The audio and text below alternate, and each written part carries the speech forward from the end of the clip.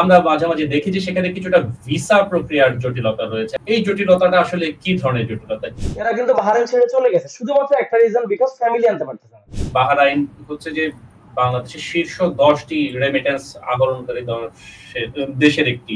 একজনের দুর্ঘটনার ফলাফল কিন্তু একটা শুধু কতগুলো মানুষ পাচ্ছে না, গোটা রাষ্ট্রের মধ্যেই কিন্তু এটা একটা প্রভাব আছে। কর্মীদের মধ্যে এই বোধ বুদ্ধিটাকেও আমাদের বাড়াতে হবে এবং ইনস্টিটিউশনকে আরো বেশি দায়িত্বশীল হতে হবে। বাহরাইনের ক্ষেত্রে আপনার পরামর্শ কি হবে, যে বাহরাইনে কেউ আসতে হলে আসলে কোন জায়গাগুলো তাদের জেনে আসা উচিত?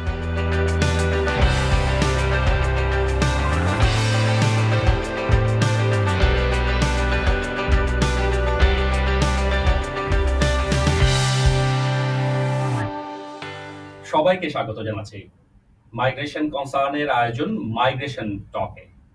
মাইগ্রেশন টক অভিবাসন নিয়ে আলোচনা। অভিবাসন এমন একটি বিস্তৃত বিষয় যেটি যেমন রয়েছে অপার সম্ভাবনা, সুযোগ, তেমনি এর চ্যালেঞ্জ কিংবা সংকট কম নয়।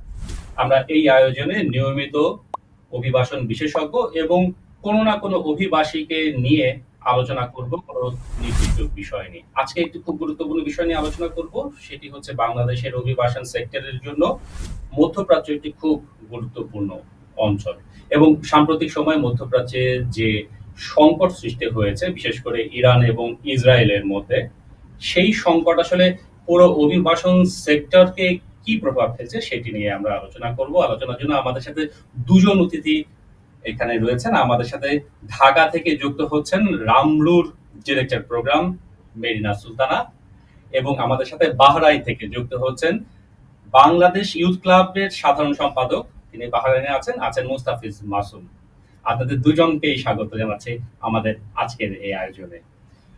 মাইগ্রেশন টকে আলোচনার শুরুতে আমি একটু মেরিনা সুলতানাকে সাথে রেখেই মুস্তাফিজ মাসুমের কাছে আগে যাব। মুস্তাফিজ মাসুম, আপনি কেমন আছেন? বাহরাইনে অন্য বাঙালিরাও বা কেমন আছেন শুনতে চাই আপনার কাছে আগে।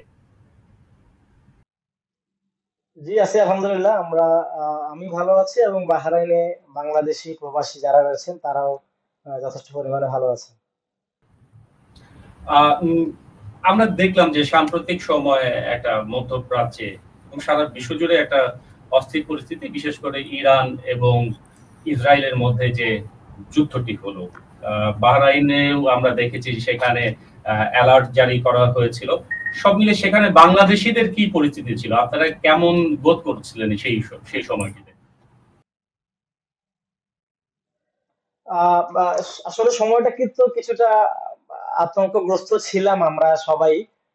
তারপরেও বাহরাইন, আপনারা যেটা জানেন, আসলে এই দেশগুলো, এদের সরকারগুলো যথেষ্ট স্মার্ট, কিন্তু এরা একদম আশঙ্কা তৈরি হওয়ারও পূর্ব থেকেই তারা আপনার নিরাপত্তা ক্যাম্প করা, দেন হচ্ছে আপনার নিরাপত্তা কর্মী রেডি করা, মেডিকেল বোর্ড গঠন করা থেকে শুরু করে যা যা দরকার সবকিছুই কিন্তু তারা রেডি রেখেছিল। যার ফলে আমরা খুব বেশি আতঙ্কগ্রস্ত ছিলাম না, এই কারণেও যে যদি কোনো ধরনের সমস্যা ক্রিয়েট হইতো তাহলে এটার তাৎক্ষণিক ব্যবস্থা গ্রহণ করার জন্য যে ব্যাকআপটা দরকার ছিল সেটা কিন্তু সরকার আগেই রেডি করে রেখেছে এবং মোবাইল অ্যাপ্লিকেশনের মাধ্যমে, দেন হচ্ছে আপনার বিভিন্ন মিডিয়ার মাধ্যমে সরকার সকল জনগণকে জানিয়ে দিচ্ছিল। আর আপনারা যেমন জানেন, আসলে এই দেশগুলো কিন্তু তাদের নাগরিকদেরকে এই জাতীয় বিষয়গুলোতে যতটুকু নিরাপত্তা দেয়, ঠিক এক্সপার্টিয়ারদেরকেও কিন্তু নিরাপত্তা দেওয়ার ক্ষেত্রে কম যায় না। না, শুনে ভালো লাগলো, ধন্যবাদ মুস্তাফিজ মাসুম। আসবো নিশ্চয়ই আপনার কাছে। মেরিনা সুলতানা, যে বিষয় নিয়ে আলোচনা আমরা শুরু করলাম, যে আমরা দেখেছি যে এর আগে রাশিয়া ইউক্রেনের যুদ্ধ সারা বিশ্বে এক ধরনের সংকট তৈরি করেছিল, তার আগে কোভিড, এই সবগুলোই আসলে এই অভিবাসন সেক্টরকে এক ধরনের চ্যালেঞ্জের মুখে ফেলে। আপনি দীর্ঘদিন অভিবাসন নিয়ে কাজ করছেন, সুতরাং এই মধ্যপ্রাচ্যের এই সংকট এখন যেটি আসলে কিছুটা থেমে আছে যদিও, কিন্তু একেবারেই আশঙ্কা মুক্ত নয়, সেটি কি কোনো প্রভাব ফেলবে বিশেষ করে অভিবাসন সেক্টরের শ্রমবাজারে? মানে অভিবাসন সেক্টরে কাজ করতে নিয়ে একটা জিনিস বুঝেছি যে এটা আসলে খুবই চ্যালেঞ্জিং একটা যেরকম সেক্টর, একই সাথে একটা সম্ভাবনাময় সেক্টর, যার জন্যই দীর্ঘদিন এবং একটা বড় সংখ্যক মানুষ কিন্তু আমাদের বিভিন্ন দেশে, পৃথিবীর বিভিন্ন প্রান্তে কাজ করছে, ভালো করছে, মন্দ করেও ফিরছে, স্ট্রাগলও আছে এবং অনেক ধরনের অসুবিধাজনক ঘটনাগুলো ঘটেছে। এবং এই যে বলছি একটা দুর্যোগ, যে কোনো দুর্যোগ, সেটা প্রাকৃতিক হোক, যেটা কোভিডে দেখালো আমাদের যে কিভাবে প্রাকৃতিক দুর্যোগ হয়, এবং পলিটিক্যাল হোক, এই যে যুদ্ধ বিধ্বস্ত যে ঘটনাগুলো, এর আগেও দেখে যে লিবিয়া থেকে কত মানুষ ব্যাক করেছে। আমরা করোনার সময় দেখেছি কি পরিমাণ মানুষেরা, প্রায় 4 লাখের উপরে মানুষ ব্যাক করেছে।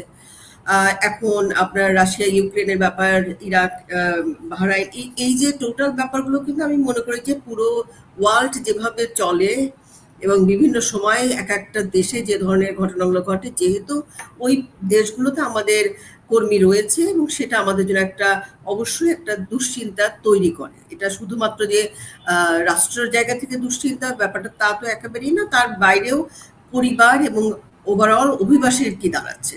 এবং করোনার ক্ষেত্রে কিন্তু আমরা দেখেছি পাঠিয়ে দিয়েছে তারা, হ্যাঁ।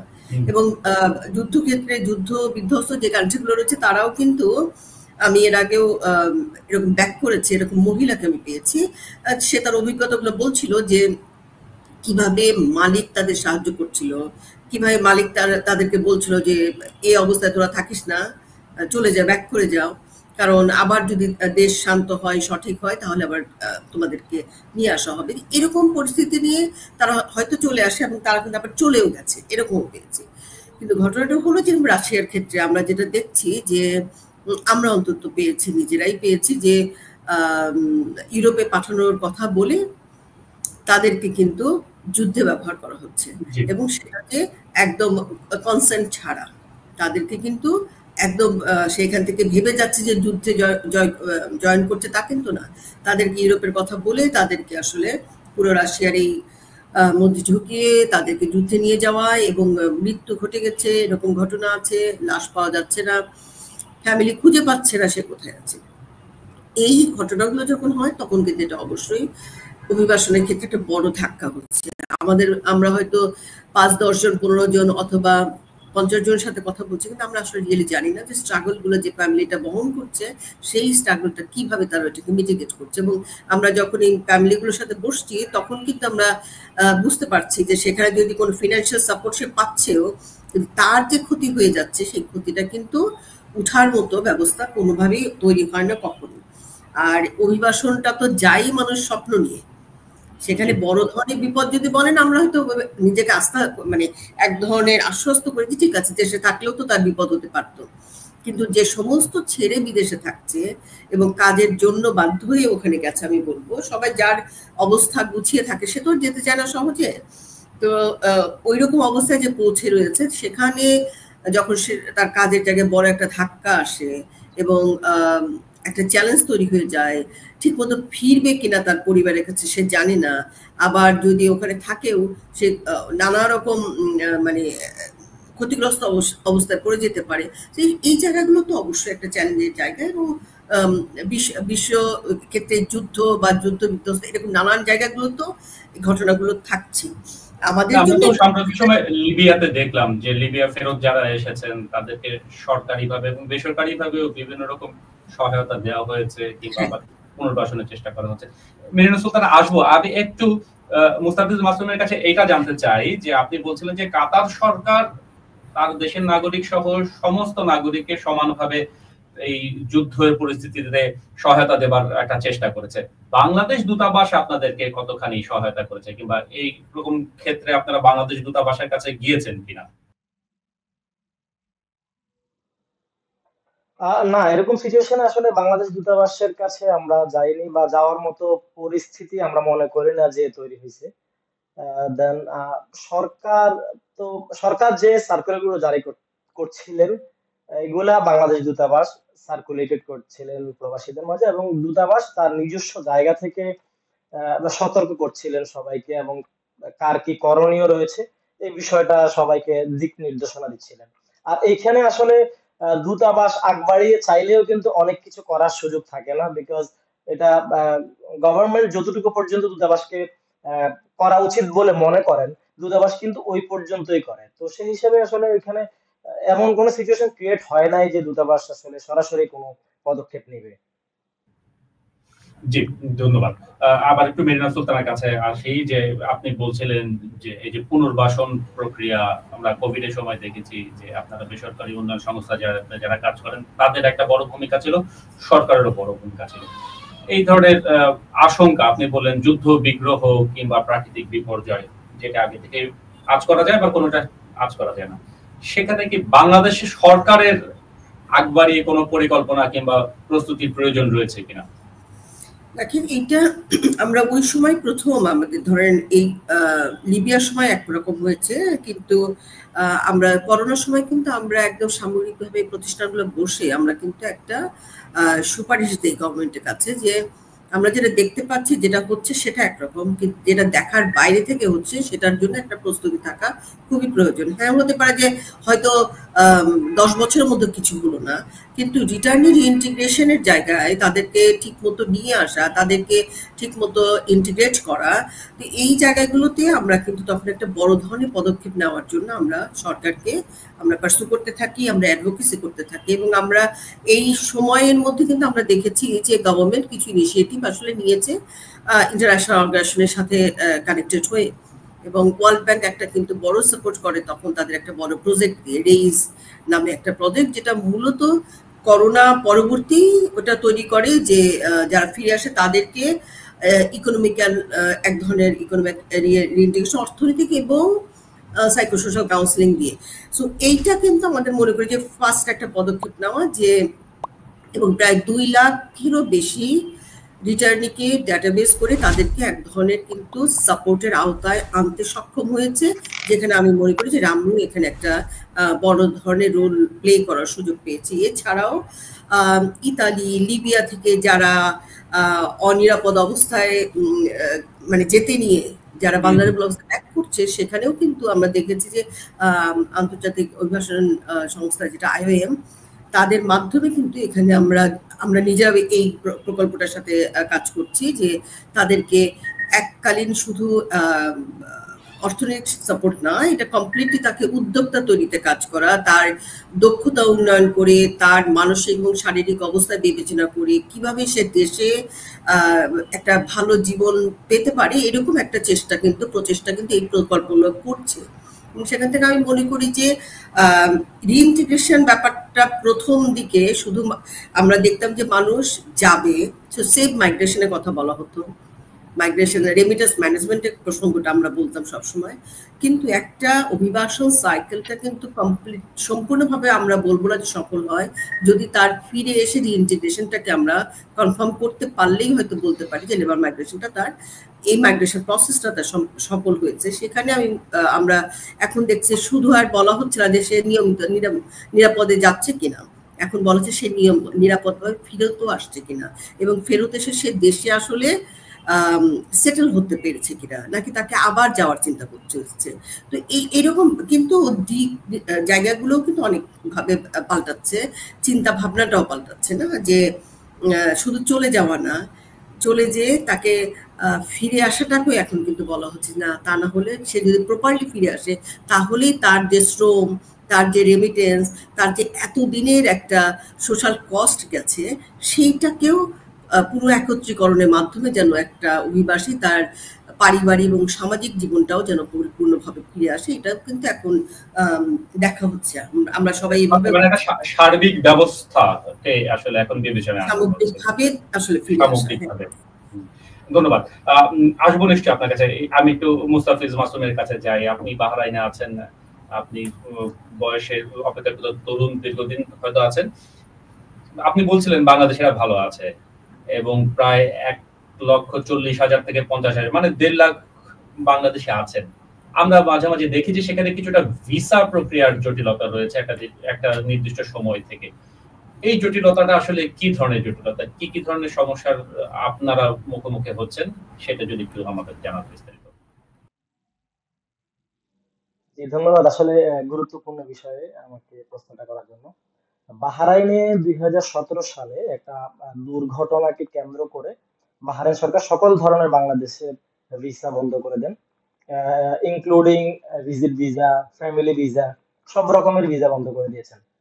তো টিল নাও এখন পর্যন্ত কিন্তু কোনো ধরনের ভিসাই দিচ্ছে না। ইভেন এম্বাসির যে কর্মকর্তা যারা চেঞ্জে আসে ওনাদের ফ্যামিলি আনতেও কিন্তু যথেষ্ট পরিমাণে বেগ পেতে হয়, যতটুকু আমরা জানি। আপা মাঝখান দিয়ে বলেছিলেন যে এই যে কোভিড এ যে প্রবাসীরা যে ক্ষতিগ্রস্ত হয়েছে, এর মাঝে বাংলাদেশে বাহরাইন প্রবাসী একটা বড় অঙ্ক কিন্তু ছিল, যারা বাংলাদেশে গিয়ে ফ্লাইট বন্ধের কারণে বাহরাইনে আর ফেরত আসতে পারেন নাই। এবং তখন এই সিস্টেমটা ছিল না যে আউট অফ বাহরাইন থাকলে ভিসা রিনিউ করা যায়, এটাও বন্ধ ছিল আর কি। এখন যদিও এটা চালু আছে, যার ফলে মোটামুটি বেশ কয়েক হাজার বাংলাদেশি, যেহেতু আমি একজন ট্রাভেল কনসালটেন্ট, ট্রাভেল এজেন্সিতে কাজ করি, আমি এটা জানার প্রত্যক্ষভাবে সুযোগ ছিল যে কয়েক হাজার বাংলাদেশি খুবই মানে অনাকাঙ্ক্ষিত ভাবে ওনারা বাংলাদেশে আটকা পড়েছেন, এবং হঠাৎ করে আটকা পড়ার কারণে কিন্তু অনেকে বাংলাদেশেও পরে সেটেল হতে অনেক বেগ পেতে হয়েছে। আর এই সমস্যাটা যে কারণে হয়েছে সেটা কেন, আমাদের ভিসা বন্ধ। আর ভিসা বন্ধের কারণে আমাদের এই যে একটা সমস্যা তো হইলো, যেটা আমি কোভিড এর বিষয়টা উদাহরণ দিলাম আপনার রেফারেন্স টাইমে। তারপর হচ্ছে যেমন ধরেন 2017 সালে সর্বশেষ ভিসা ওপেন ছিল এখানে। এখন যে লোকটা 2017 সালে এসেছেন তারও কিন্তু এখন পর্যন্ত 2025-এ মিনিমাম 8-9 বছর সে কিন্তু বাহরাইনে। তো এর মাঝে অনেক বিশাল একটা অঙ্ক প্রবাসী রয়েছেন যারা নতুন বিয়ে করেছেন। আমার জানা মতে আমার পরিচিত অনেক বন্ধু বান্ধব রয়েছেন যারা এখানে ভালো কর্পোরেট জব করেন বা ব্যবসা করেন, কিন্তু উনি ওনার ফ্যামিলি আনতে পারতেছেন না। ওনার বাচ্চা হয়েছে, উনি বাচ্চাকে আনতে পারছেন না। ওনার ওয়াইফ হয়েছে, উনি ওয়াইফকে আনতে পারছেন না। এবং এখানে ব্যবসা আছে, গাড়ি আছে, ওনার দোকান আছে, এই সব কিছুকে গুটিয়ে যে উনি একেবারে দেশে চলে যাবেন, দেশে গিয়ে খুব ভালো কিছু যে করতে পারবেন, এই ভরসাটাও কিন্তু পাচ্ছেন না। আবার ফ্যামিলি না আনতে পারার কারণে এই যে জীবনের একটা এখানে একটা চরম একটা বিপর্যয়ের সম্মুখীন হচ্ছে। আমার জানা মতো আমার বেশ কিছু ফ্রেন্ড যারা ভালো জব করতো, এখানে ভালো কর্পোরেট ছিল, ম্যানেজার পোস্টে চাকরি করতো বা ব্যবসা করতো, এরা কিন্তু বাহারাইন ছেড়ে চলে গেছে শুধুমাত্র একটা রিজন, বিকজ ফ্যামিলি আনতে পারতেছে না।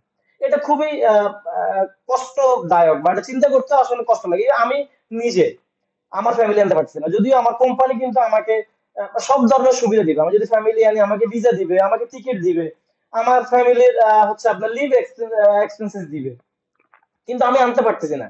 কেন? বিকজ ফ্যামিলি ভিসা বন্ধ। তো এটা নিয়ে আমরা আসলে জায়গাটি নিয়ে তো নিশ্চয়ই সরকারগুলো, দূতাবাসগুলো সরকারি পর্যায়ে, রাষ্ট্রীয় পর্যায়ে নিশ্চয়ই আলোচনা আছে। আমরা দেখছি যে বাহরাইনে যিনি বাংলাদেশি রাষ্ট্রদূত আছেন, তিনি বেশ কয়েকটি খবরে দেখেছি যে গুরুত্বপূর্ণ মন্ত্রীদের সাথে আলোচনা করেছেন। মিনার সুলতান, আপনার কাছে যদি আসি এই প্রসঙ্গটি নিয়ে, বাহরাইন হচ্ছে যে বাংলাদেশের শীর্ষ 10টি রেমিটেন্স আহরণকারী দেশের একটি। সেখানে এরকম একটি সংকট আসলে সমাধানে সরকারকে কিভাবে এগিয়ে যাওয়া উচিত? সরকার তো এখানে বড় ভূমিকা রাখার জায়গায় রয়েছে না। একটা হচ্ছে যে দুই দেশের সাথে অলরেডি আমরা দেখেছি যে এম্বাসি নানা রকম রোল প্লে করছে, ওয়ার্কারদের সাথে বসছে, এবং যেহেতু একটা দুর্ঘটনার কারণেই এটা বন্ধ হয়ে গেছে, সেটা হয়তো ওয়ার্কারদের সাথে শেয়ারিং এর সবাই জানে যেরকম একটা দুর্ঘটনা ঘটেছিল, এবং সেই একজনের দুর্ঘটনার ফলাফল কিন্তু একটা শুধু কতগুলো মানুষ পাচ্ছে না, গোটা রাষ্ট্রের মধ্যেই কিন্তু এটা একটা প্রভাব আছে। কারণ আপনি বললেন যে যেহেতু মানে শীর্ষ 10-এর মধ্যে যখন রেমিটেন্স গ্রহণকারী প্রেরণকারী কান্ট্রি হয়, তখন কিন্তু এটা একটা ইন্ডিকেশন যে এটা কিভাবে অর্থনীতিতে ভূমিকা রাখছে। সো সেই জায়গা থেকে আমি যতটুকু জেনেছি, অলরেডি আমাদের চিফ অ্যাডভাইজারের সাথে প্রায় 2-3 দফায় হয়তো বসার কথা আমি জেনেছি। তো নিশ্চয়ই এখানে পলিটিক্যালি একটা এই ডিসকাশনটা আসছেই যে কিভাবে আমরা এই কান্ট্রিটার সাথে আমাদের শ্রম অভিবাসনটাকে আগের মতো স্মুথ করতে পারি। এবং আমরা এটাও জানি যে সরকারের পক্ষ থেকে এক ধরনের দক্ষতা উন্নয়নের জায়গায় কিন্তু নজর মানে বৃদ্ধি করা হয়েছে না। কারণ আমরা জানি যে সৌদি আরবে এখন একদম মানে খুব স্পষ্টভাবেই কিন্তু তার দক্ষতা ছাড়া কিন্তু এখন যেতে পারবে না, এবং তার জন্য তাকামলের আন্ডারে রেখে কিন্তু স্পষ্ট তাকে সার্টিফিকেট নিয়ে সৌদি আরব যেতে পারছে, একদম ওপেন ইন্টারভিউ নিয়ে যাচ্ছে। সেম কিন্তু আমি মনে করি যে বাহরাইন যদি আমাদের কর্মীকে আমরা ওরকম একটা স্ট্যান্ডার্ডে দেখাতে পারি, তাদেরকে তুলে ধরতে পারি, এবং এটা কিন্তু সত্যি যে মিডল ইস্টের অনেক কান্ট্রি বাংলাদেশি ওয়ার্কারকে পছন্দ করে, কারণ তারা এটা বিশ্বাস করে যে একটা তারা ভাবে এটা মুসলিম কান্ট্রি, আর একটা দেখে যে তারা পরিশ্রমী। বাঙালিরা কিন্তু সত্যি সত্যি ভীষণ পরিশ্রম করতে জানে, তারা দিন রাত পরিশ্রম করতে পারে, এবং সেই জায়গাতে কিন্তু তাদের একটা পজিটিভ সেন্স কিন্তু কাজ করে। কিন্তু এটা এটা খুবই অত্যন্ত দুঃখজনক যে যে দুই কিছু এই ধরনের যে অনাকাঙ্ক্ষিত ঘটনার জন্য যে অসুবিধা হয়, সেখানে আমার কাছে মনে হয় যে আমাদের প্রস্তুত করে দেওয়ার একটা ঘাটতি হয়তো থাকে। কর্মী যখন যায় তাকে প্রপারলি প্রস্তুত করা, একটা ম্যান্ডেটের মধ্যে পৌঁছানো যে মানে একদম মানে কি করবে কি করবে না, ডুজ এবং ডোন্টস এর ব্যাপারটাকে খুব সিরিয়াসলি নেওয়া, যেটা এটা করা যাবেই না, কারণ এটা একটা রাষ্ট্রের প্রসঙ্গ। কিন্তু এটা কিন্তু তখন আর ওই শুধু কর্মীর প্রসঙ্গে নাই। কর্মী ধরে নিলাম সে কোনো না কোনোভাবে ভীষণ একটা অসুবিধার মধ্যে ছিল, তার সাথে হয়তো অনেক ধরনের অন্যায় করা হয়েছে, আমি যদি এভাবেও দেখি, তারপরেও কি আমাদের দেশ কাউকে অ্যালাউ করবে যে তুমি কাউকে মারো? অ্যালাউ তো করবে না। আপনার কথা একদম স্পষ্ট। আপনি দক্ষ জনশক্তি মানে স্কিল মাইগ্রেশনের বিষয়গুলো তুলেছেন, খুবই গুরুত্বপূর্ণ বিষয়। আমি একটু মুস্তাফিজ মাসুমের কাছে একটু জানতে চাই, যারা রয়েছেন বাংলাদেশিরা কিংবা এখন তো যাচ্ছেন না, এর আগে যারা গিয়েছেন, তারা আসলে কতখানি ট্রেনিং নিয়ে প্রশিক্ষণ নিয়ে গেছেন, তাদের সেই দক্ষতার জায়গাটি কিভাবে নিশ্চিত হয়েছে, মানে সেই জায়গাটিতে আসলে ব্যক্তিগতভাবে সচেতনতা এবং রাষ্ট্রীয় যে প্রচেষ্টা সেই জায়গাগুলো ছিল কিনা? না, যখন আমরা এসেছি আসলে তখন কিন্তু এইভাবে একেবারে স্কিল জনশক্তি আনার, এখন আপু যে বিষয়টা বললেন যে এখন সৌদি আরবে যেভাবে পাঠানো হচ্ছে, এইরকম কিন্তু কোনো পদক্ষেপ ছিল না।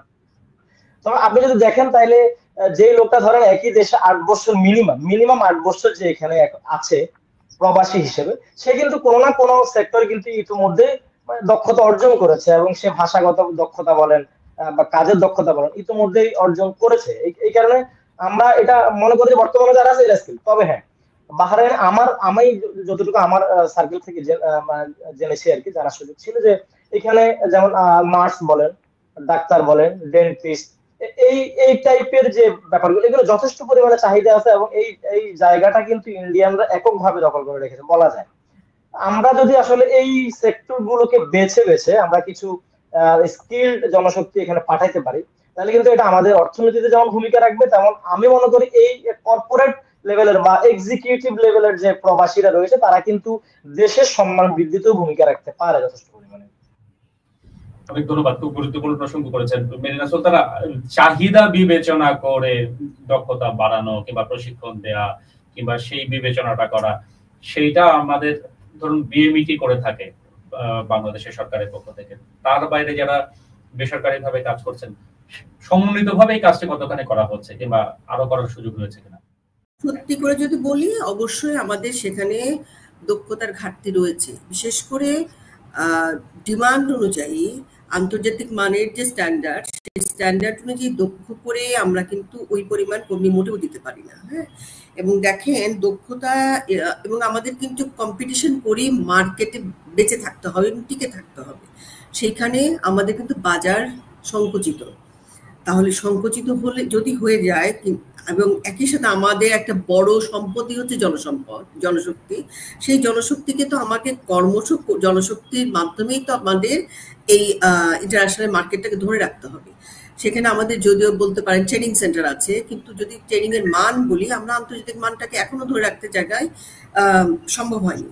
নিশ্চয়ই এটা ভাবে একবারে করা সম্ভব না, কিন্তু আমরা সবসময় বলছিলাম যে ঠিক আছে, এটার একটা short term, long term, mid টার্মের একটা পরিকল্পনা রাখা, সেই পরিকল্পনার মধ্যে থেকে আমাদের হাই স্কিলে আমরা কতদিনে পৌঁছাতে পারি তার একটা প্ল্যান করা, কিভাবে মধ্য যে স্কিল সেমি স্কিল আধা দক্ষ কর্মী কিভাবে করে আমরা একটা মার্কেট ধরতে পারি। এবং দেখবেন কিছু নিশ মার্কেট থাকে যে মার্কেটগুলোতে আমাদের তৈরি করা দরকার, এবং ইন্টারন্যাশনালি দেখবেন যে এই যে রেমিটেন্স এসছে, দক্ষ জনশক্তি, দক্ষ ওয়ার্কার এবং যারা কাজে নিয়োজিত ছিলেন, তারা কিন্তু আমাদের লাস্ট যে রেমিটেন্সের প্রবাহ দেখবেন ইউকে থেকে আমাদের রেমিটেন্স কিন্তু অনেক বেশি এসছে, যদিও শ্রমিকরাই কিন্তু এখানে অনেক বেশি যাচ্ছে মধ্যপ্রাচ্য এবং সাউথ ইস্ট এশিয়া, মালয়েশিয়ার মতো কান্ট্রি। এই প্রশ্নে একটু আমি প্রশ্ন করি মেরিনা সুলতানা, যেটি আমাদের বলছিলেন মুস্তাফিজ মাসুম, যে এখন বাহরাইনে যদি বিশেষ করে ডাক্তার, নার্স কিংবা কর্পোরেট লেভেলে, মানে উচ্চ শিক্ষিত মানুষের এক ধরনের বড় চাহিদা রয়েছে, যেটি আমাদের পার্শ্ববর্তী দেশ ভারত কিংবা শ্রীলঙ্কা সেই চাহিদা মেটাচ্ছে।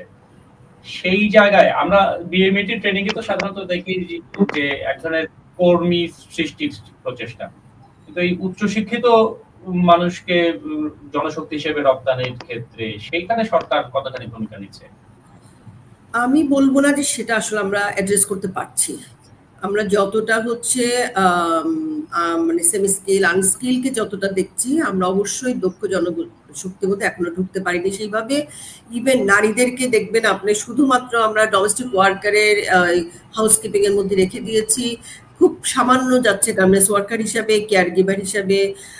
কিন্তু এই জায়গাটা মার্কেট ধরার জন্য অবশ্যই কিছু মানে এরিয়া তৈরি হচ্ছে, মানে ইউরোপ থেকে শুরু করে বিভিন্ন জায়গায়। তো সেই জায়গার হয়তো একটা পরিকল্পনা গভর্নমেন্টের নিশ্চয়ই আছে, কিন্তু আমরা মনে করি যে এটাকে একটা প্রায়র এরিয়ার থেকে কাজ করা খুব জরুরি, এবং সেখানে অবশ্যই কোলাবোরেশন দরকার। এটা গভর্নমেন্ট নন গভর্নমেন্টের কোলাবোরেশন দরকার। শুধুমাত্র গভর্নমেন্টের প্রতিষ্ঠান রয়েছে, তাহলে নন গভর্নমেন্টের নলেজ এবং স্কিল ব্যবহার করি করে সেখানে একটা ভালো জনশক্তি বাড়ানোর জন্য। আপনি যখন আমরা বলি যে নার্স, বলতে বাংলাদেশেরই তো নার্সের ডিমান্ড মেটে না, তার মানে কি? মানুষ তো আছে, প্রতি বছর দেখেন কি পরিমাণ শিক্ষিত নারী পুরুষ বের হচ্ছে।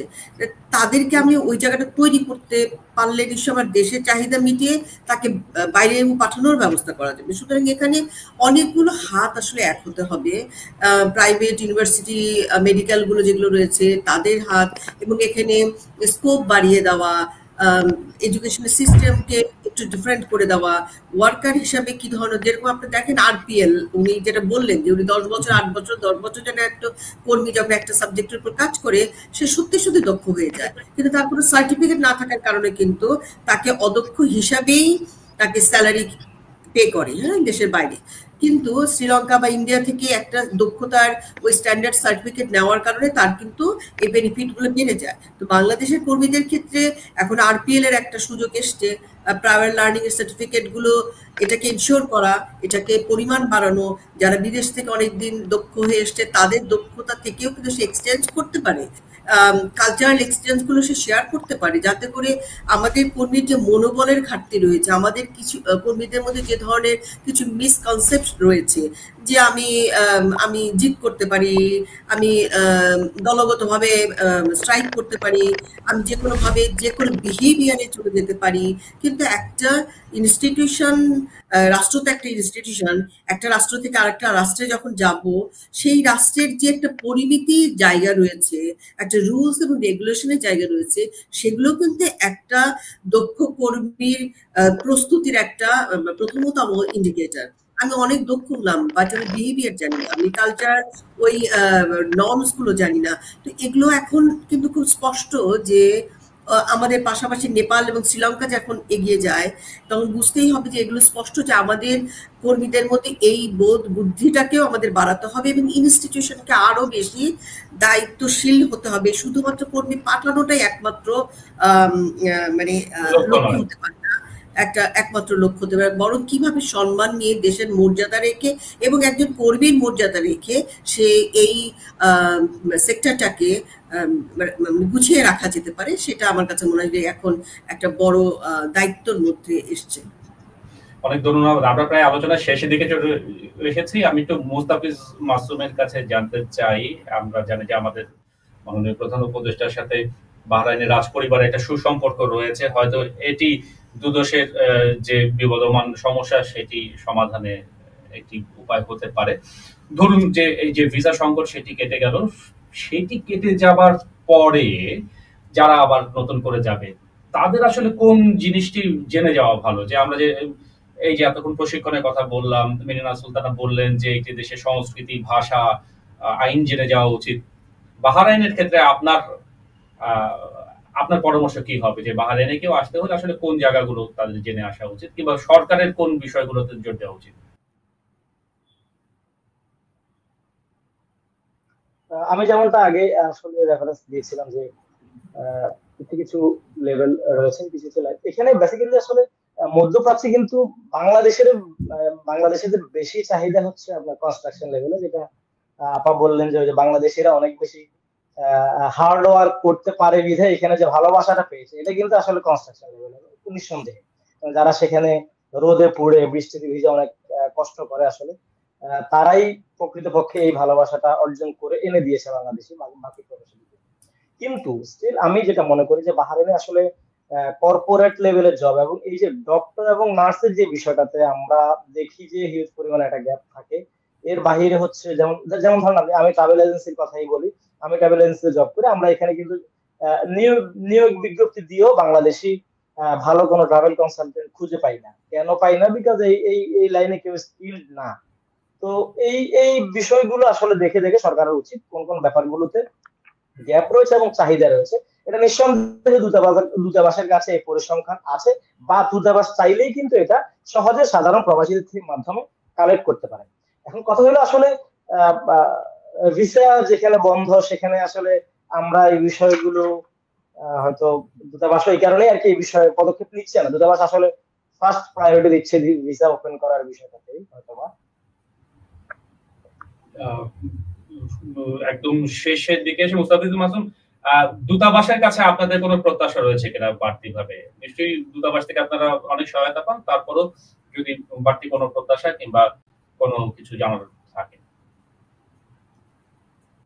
দূতাবাস আমাদের জন্য যা করছে বাহরাইনে এটা আসলে অনেক বেশি প্রশংসার দাবি রাখে। অলরেডি ওনারা যেহেতু করছেন সেহেতু ওনাদের কাছে প্রত্যাশা না রেখে আমি যদি কোনোভাবে আমার এই মেসেজ পৌঁছানোর সুযোগ থাকে তাহলে আমি সরাসরি প্রধান উপদেষ্টার কাছে এই এই এই আবদারটা দাবিটা রাখতে চাইবো। আমরা যেটা মনে করি প্রধান উপদেষ্টা স্যার যখন নোবেল পাওয়ার পরে বাহরাইন গভর্নমেন্ট ওনাকে একবার ইনভাইট করেছিলেন একটা প্রোগ্রামে, এবং এখনো আমরা কিন্তু বাহরাইনের বিভিন্ন জায়গাতে কিন্তু ওনার ছবি দেয়ালে ঝুলানো দেখতে পাই বাহরাইনের রাজার সাথে। আমরা মনে করি যে বাহরাইনের রাজা সহ যে সরকার প্রধান যারা রয়েছেন ওনারা কিন্তু ডক্টর ইউনূস স্যারকে পার্সোনালি যথেষ্ট পরিমাণে ভালো জানেন। আমরা বিগত সরকারের সময়ও দেখেছি যে অনেক মন্ত্রীও চেষ্টা করেছে ভিসা ওপেন করার বিষয়টা, সম্ভব হয়নি। আমরা মনে করছি এটা আমাদের ব্যক্তিগত একটা ওপিনিয়ন যে সরকার প্রধান যদি সরাসরি হস্তক্ষেপ করে ফোন কলে অথবা একবার সফর করে, তাইলে কিন্তু এই যে বললেন যে 10তম ভিতরে অবস্থান করে নেয় এই দেশটাতে অন্তত ফ্যামিলি ভিসাটা চালুর মাধ্যমে আমাদের যে প্রধান যে সমস্যাটা রয়েছে বর্তমানে আমি বলবো যে বাংলাদেশিদের একদম টপ প্রায়োরিটি যে সমস্যাটা সেটা কিন্তু ফ্যামিলি ভিসা। এইটা অন্তত ওপেন করার জন্য আমি প্রধান উপদেষ্টার কাছে সকল বাহারের প্রবাসীদের পক্ষ থেকে এটা সবিনয় অনুরোধ করব যেন উনি একটা সরাসরি পদক্ষেপ নিয়ে এই সলিউশনটা করতে পারেন। অনেক ধন্যবাদ। নিশ্চয়ই এই আপনার আবেদন কোনো না কোনো ভাবে সঠিক জায়গায় পৌঁছাবে। একদম সব শেষে মেরিনা সুলতান আপনার কাছে জানতে চাই, বাহরাইন তো বটেই, মধ্যপ্রাচ্য পরিস্থিতি নিয়ে আমরা কথা বলছিলাম, সার্বিক স্কিল মাইগ্রেশন, লেবার মাইগ্রেশনের কথা বলছিলাম। আপনার পরামর্শ জানতে চাই এসব ক্ষেত্রে আসলে সরকারকে ফার্স্ট প্রায়োরিটি কোনটি দেওয়া উচিত, এবং সেই সাথে ব্যক্তিগতভাবে যারা যেতে চান অভিবাসন প্রত্যাশী তাদের সচেতনতা কোন জায়গাটিতে জোর দেওয়া উচিত? মার্কেট খোলা এবং সিস্টেমেটিক্যালি মার্কেট খোলা, মানে মার্কেট খোলা মানে যে কোনো ভাবে চলে যাওয়া না। সুতরাং রিক্রুটমেন্ট প্রসেসটাকে আসলে খুব ক্লিন করা উচিত আমাদের, এবং রিক্রুটমেন্ট প্রসেস ক্লিন করলে দেখবে সিস্টেম ওয়াইজ যা যা দরকার একজন কর্মী প্রপারলি প্রস্তুত করা, তার ডিমান্ড অনুযায়ী একটা জবের যে ক্রাইটেরিয়া সেটার মধ্যে ফেলা, ওই দেশের কে আমার কর্মী কতটা গুরুত্বপূর্ণ তাকে প্রুফ করানো, এবং ওই দেশগুলোতে আমাদের জন্য মার্কেটিং করা।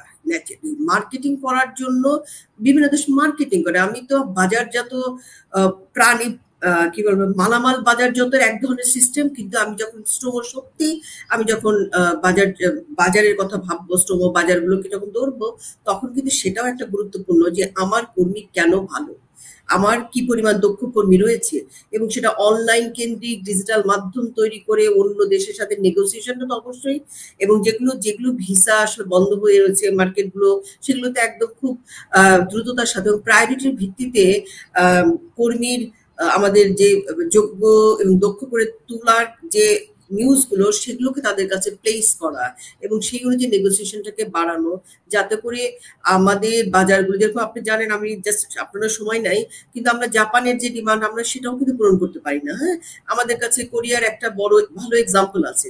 তাহলে এই স্পেশাল এক্সাম্পল গুলোকে সেট করে আমাদের নতুন বাজারগুলোতে আরো প্রায়োরিটির মধ্যে দেওয়া এবং সেই অনুযায়ী আমাদের কর্মীকে আহ, প্রস্তুত করে কম্পিটিশনে টিকে থাকা। অসংখ্য ধন্যবাদ আপনাদের দুজনকেই আমাদেরকে সময় দেওয়ার জন্য। ধন্যবাদ জানাতে চাই বাহরাইন থেকে মোস্তাফিজ মাসুমকে এবং ঢাকা থেকে মেরিনা সুলতানা, আপনাদের দুজনে। আজ কিন্তু এখানে আমাদের মাইগ্রেশন টক শেষ করছি। আগামী দিন অন্য বিষয়, অন্য দেশের কেউ, অন্য বিশেষজ্ঞদের নিয়ে আমরা হাজির হব। থাকুন মাইগ্রেশন কনসার্নের সাথে।